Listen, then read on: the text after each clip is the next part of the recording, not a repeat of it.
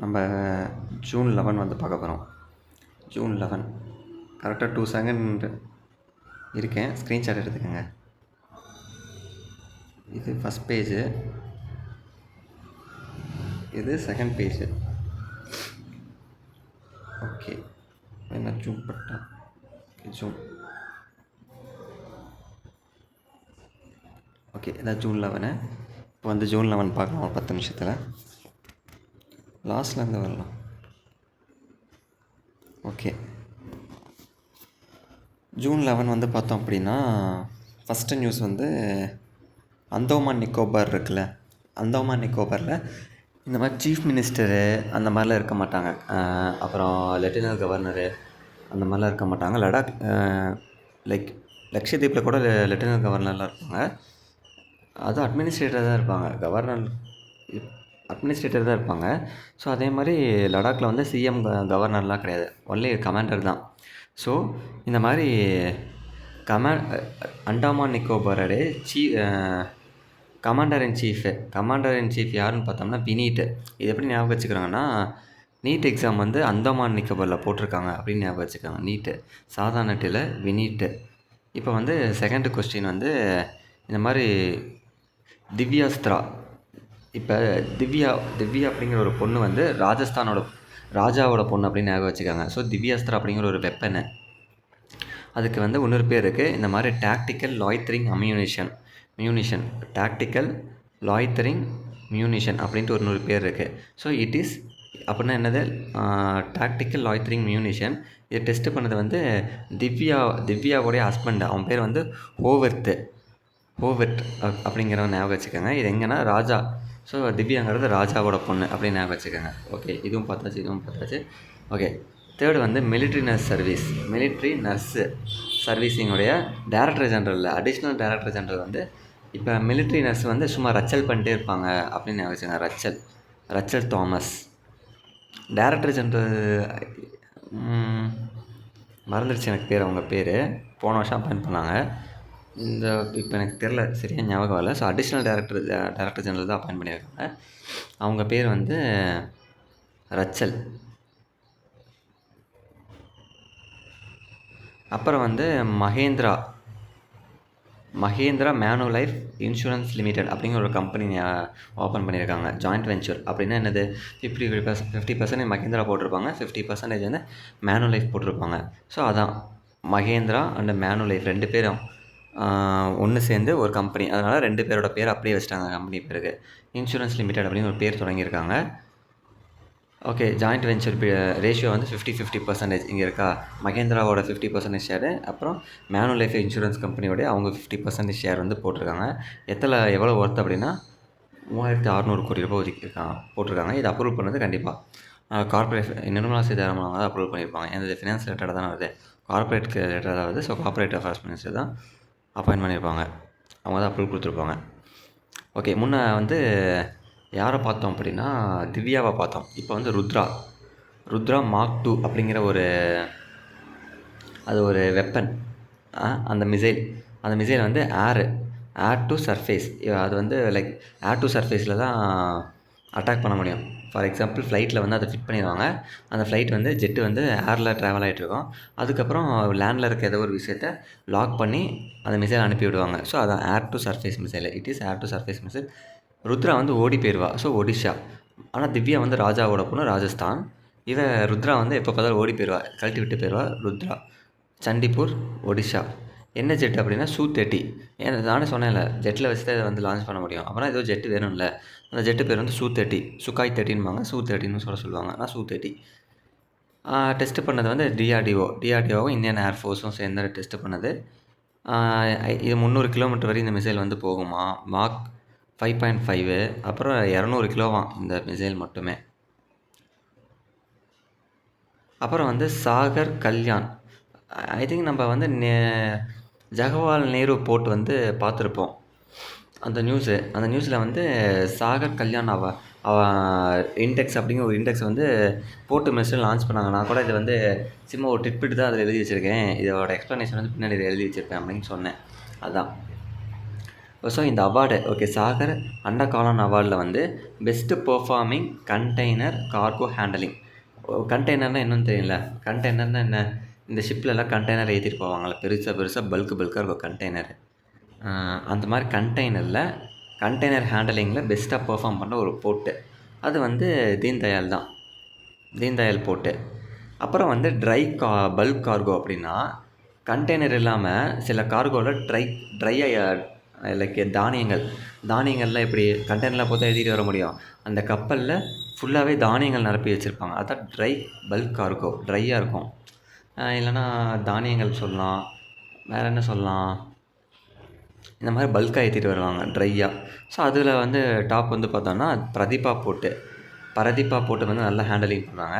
அப்புறம் வந்து liquid bulk கார்கோவில் வந்து லிக்விட்னா என்ன, க்ரூட் ஆயிலு, அப்புறம் சமைக்கிற எண்ணெய், பெட்ரோலு, அதெல்லாம் வந்து ஷிப் மூலயமா ஏற்றிட்டு வருவாங்க. அதை வந்து நல்லா ஹேண்டலிங் பண்ணுற ஒரு போர்ட் எதுன்னு பார்த்தோம் அப்படின்னா சிக்கா போர்ட்டு மகாராஷ்டிராவில் இருக்குது. அவ்வளோதான். ஸோ கண்டெய்னர் கார்கோ இது வந்து அதே தான். இங்கே ஃபஸ்ட்டு வந்து Deendayal, second Mudra, third Visakhapatnam. Okay, அவ்வளோதான். ஓகே, மகா வாட்டர் மிஷன் அப்படிங்கிற ஒரு அதுக்கு ஃபுல் ஃபார்ம் என்னென்னு பார்த்தோம்னா mission for advancement in high impact area. இது ஒரு ப்ராஜெக்ட் மாதிரி. இந்த ப்ராஜெக்டில் 2 பேர் சைன் பண்ணியிருப்பாங்க. அணு சந்தன் ரிசர்ச் ஃபவுண்டேஷனும். இதை வாட்டர் இருக்குது, அப்போ ஜல்சக்தி மினிஸ்டர் கண்டிப்பாக வருவாங்க. அவ்வளோதான். இதுக்கு எவ்வளோ ஒதுக்கியிருக்காங்கன்னா 200 கோடி ரூபா 5 வருஷத்துக்கு. இது எதுக்காகனா வாட்டர் செக்யூரிட்டி, அந்த வாட்டர் ரிலேட்டடாக ஸ்டார்ட் அப்பில் ஆரம்பிப்பாங்கல்ல, வாட்டர் ரிலேட்டடாக அவங்களுக்கு சப்போர்ட் பண்ணுறதுக்காக. ஸோ மகா வாட்டர் மிஷன் அனுசந்தான். ஓகே, இப்போ வந்து ஆல்ரெடி பிரிக்ஸில் நிறைய மீட்டிங் இருக்குது. ஸோ இப்போ பிரிக்கில் அர்பனைசேஷன் ஃபோரம் மீட்டிங். இது வந்து பிரிக்ஸ் அர்பனைசேஷனில் இருக்கும். ஸோ 13th எடிஷனு பிரிக்ஸ்னாலே டெல்லியில் நடந்திருக்கு. ஸோ அர்பன் நல்லா இங்கே நல்லாயிருக்கும் டெல்லி. ஸோ இது 4வது வாட்டி நடக்குதான். தீம் வந்து இதுக்கு வேறு theme like cities for people.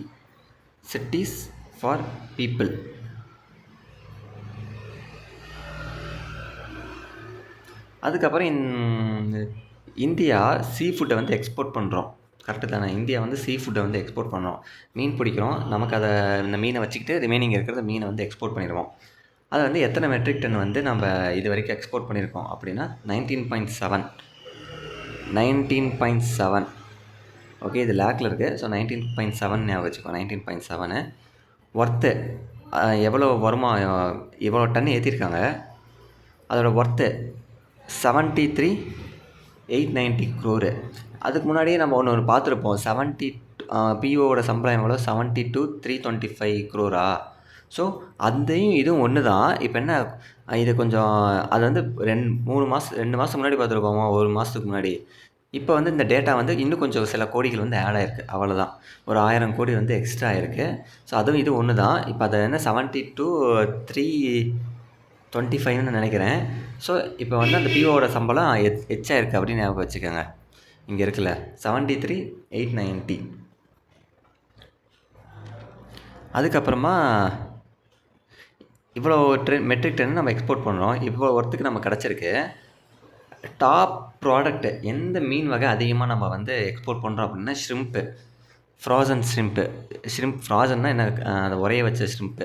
So ஷ்ரிம்ப்னா என்னன்னு தெரியல, லைக் அதுவும் சாப்பிட்ற பொருள் தான். அதை தான் அதிகமாக நம்ம எக்ஸ்போர்ட் பண்ணியிருக்கோம். 100 எக்ஸ்போர்ட் பண்ணியிருக்கோம், 40% ஷ்ரிம்ப்பு தான் நம்ம எக்ஸ்போர்ட் பண்ணியிருக்கோம். அதிகமாக நம்ம வந்து எக்ஸ்போர்ட் பண்ணது யாருக்கு? ஓகே, டாப் வேல்யூ கிடையாது, வேல்யூம் வந்து பார்த்தோம்னா யூஎஸ்க்கு தான் அதிகமாக நம்ம எக்ஸ்போர்ட் பண்ணியிருக்கோம். செகண்டு வந்து சைனா, தேர்டு வந்து யூரோப்பியன் யூனியன். இந்த நியூஸ் ஆல்ரெடி நம்ம எங்கேயோ பார்த்துருப்போம்.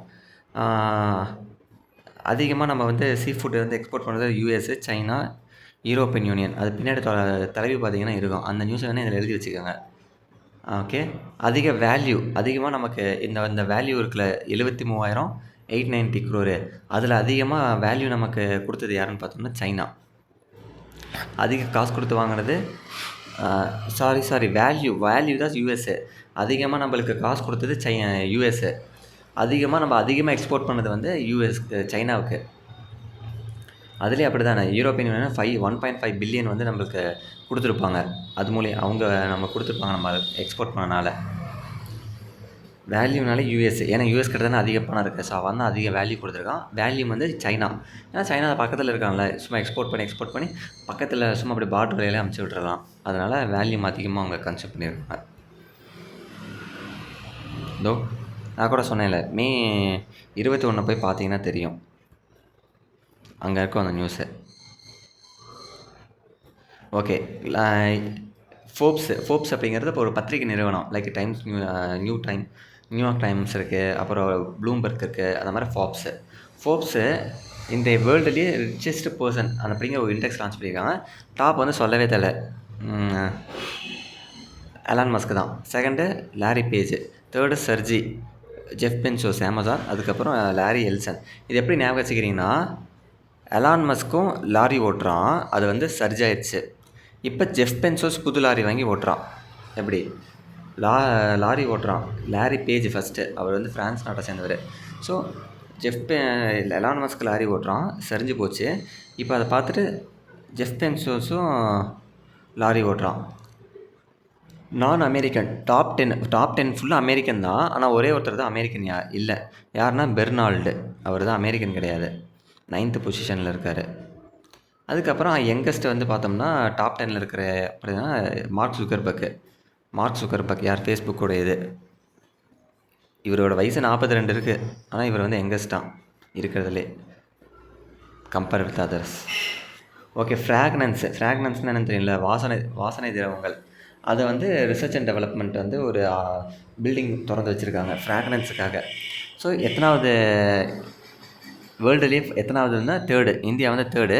ஃபஸ்ட் இதுக்கு முன்னாடி ஃப்ராக்னன்ஸு ரிசர்ச் அண்ட் டெவலப்மெண்ட் அப்படிங்கிற பில்டிங் யாரோ திறந்துருக்காங்கன்னா, first UK, second USA, third நம்ம. ஸோ எத்தனாவது தேர்டு ஃப்ராக்னன்ஸ்னால் வாசனை திரவணங்களுக்கான ஒரு ரிசர்ச் அண்ட் டெவலப்மெண்ட் ஆர்கனைசேஷன் உருவாக்கியிருக்கோம். ஓப்பன் பண்ணது ஹிந்துஸ்தான் யூனிலிவர் லிமிடெட். லைக் இந்த வேக்ஸ், அது பேர் என்ன,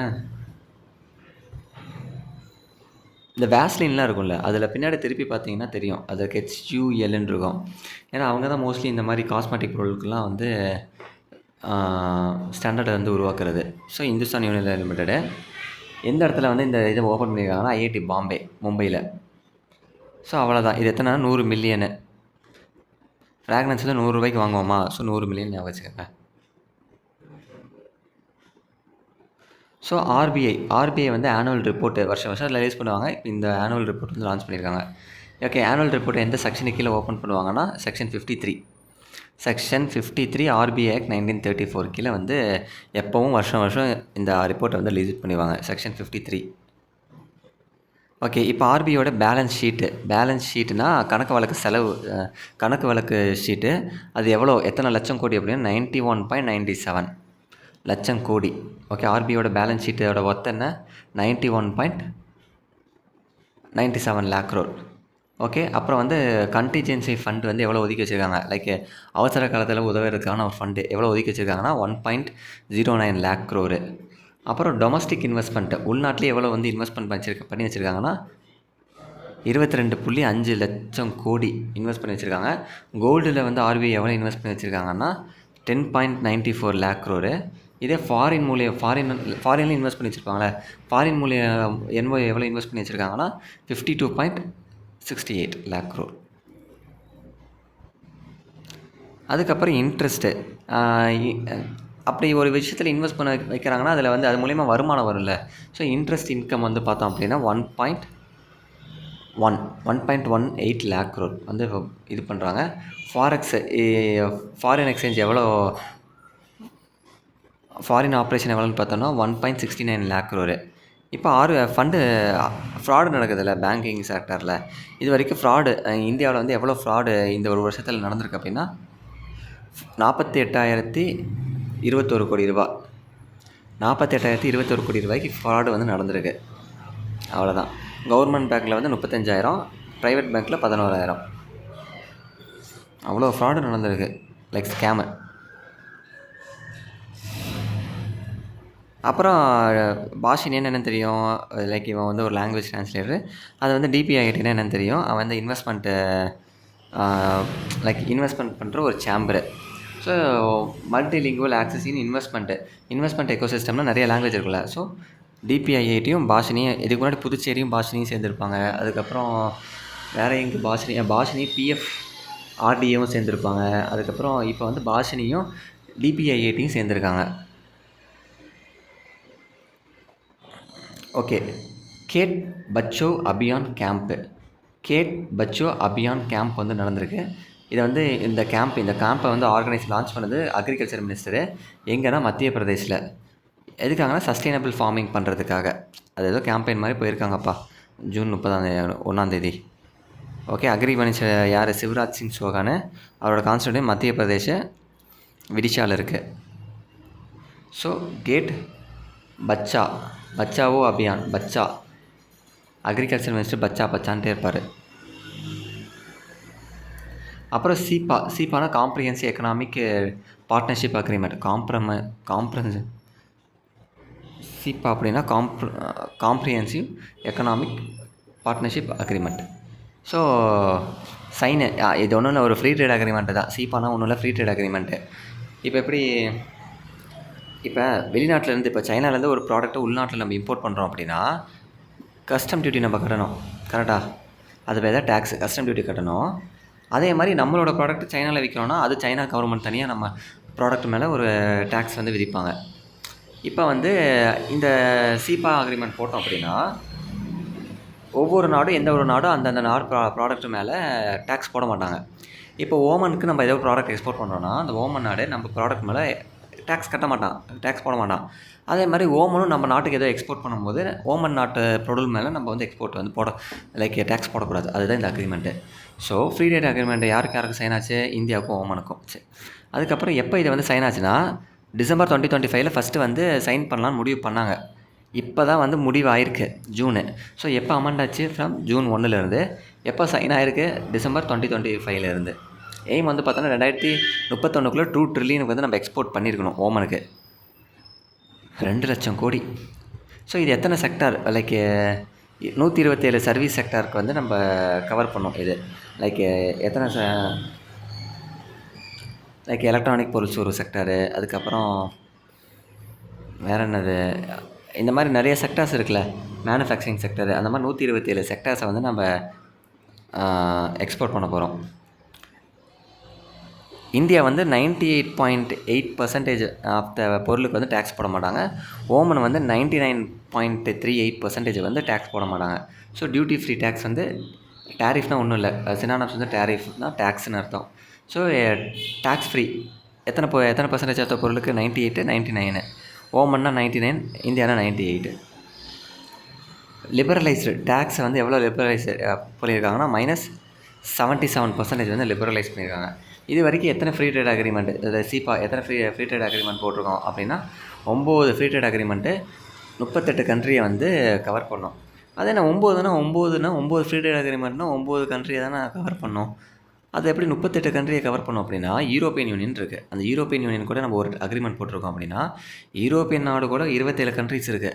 ஸோ அப்போ அந்த 27 கண்ட்ரிஸு ப்ளஸ் மீதி இருக்கிற ஒரு 8 கண்ட்ரிஸை சேர்த்தனோம் அப்படின்னா 38 கண்ட்ரிஸ் வந்து வந்துடுதில்ல.